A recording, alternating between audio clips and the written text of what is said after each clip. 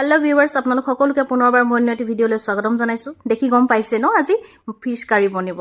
এয়া মই মাছত নিমখ হালধি হানি ললো আৰু এনে ধৰণে হানি লোৱাৰ পিছতে মই মাছ কি ফিশ ফ্ৰাই কৰি লম আৰু মাছ কি ফিশ ফ্ৰাই কৰা হলে একে পিছ উঠাই লম আৰু ফিশ কাৰিৰ কাৰণে মছলা ৰেডি কৰিব লম এয়া দেখিছেনে কেটামান মগজ গুটি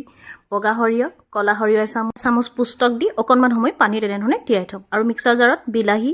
নৰসিংহ আদা নহৰু জলকীয়া লোৱা সামগ্ৰীখিনি মই ইয়াতে দিলো অকনমান পানী পিজাবৰ কাৰণে ইয়াতে দি দিছো দুটামান জিৰা আৰু অকনমান পাঁচফোৰণ মই ইয়াতে দি এয়া পিছি ললো পেষ্টটো ৰেডি তেলত পাঁচফোৰণ কেখিলামান নৰসিংহ পাত আৰু অকনমান সৰু সৰুকে কাটি লোৱা পিয়াজ আৰু পিছি লোৱা পেষ্টখিনি মই ইয়াতে দি ললো তাৰ লগতে অকনমান হালধি নিমখ দি এনে ধৰণে অলপ সময় লৰাই দিম যেতিয়া পেষ্টখিনি তেল এৰিব তেতিয়া আমি ইয়াতে পানী